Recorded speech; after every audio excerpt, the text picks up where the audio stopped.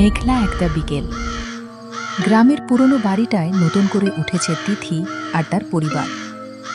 বাড়িটা অনেকদিন খালি ছিল।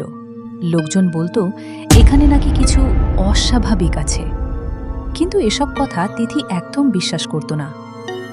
প্রথম দিন থেকেই তার চোখে পড়ল একটা জিনিস, তার ঘরের কোণে রাখা পুরনো একটা আয়না। আয়নাটা অদ্ভুত সুন্দর, কিন্তু কেমন যেন ঠান্ডা একটা অনুভূতি দেয়।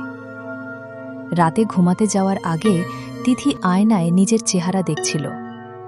হঠাৎ সে খেয়াল করল তার প্রতিচ্ছবিটা যেন একটু দেরিতে নড়ছে। সে থমকে গেল। হয়তো ভুল দেখছি, নিজেকে বোঝালো সে। পরের দিন আবার একই ঘটনা, এবার একটু স্পষ্ট। তিথি হাত তুলল, কিন্তু আয়নার ভেতরের তিথি 1 সেকেন্ড পরে হাত তুলল। তার বুকের ভেতর ধক ধক শুরু হয়ে গেল। তৃতীয় রাতে সে ঠিক করল পরীক্ষা করবে।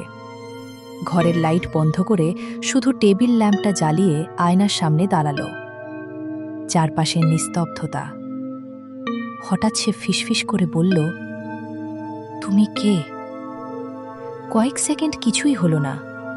তারপর আয়নার ভেতরের মেয়েটা ধীরে ধীরে হাসল। কিন্তু তিথি হাসেনি। তিথির গলা শুকিয়ে গেল, সে নড়তে পারছে না। আয়নার মেয়েটা এবার নিজের মুখটা একটু কাত করল। তারপর খুব আস্তে করে বলল, আমি তুমি নই।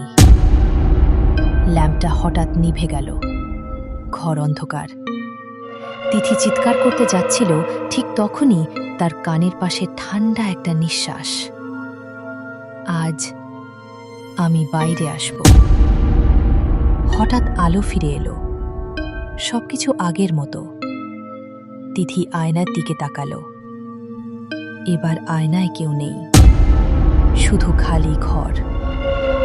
আর পিছন থেকে ধীরে ধীরে একটা কণ্ঠ, তুমি এখন আয়নার ভেতরে। শেষ নাকি শুরু?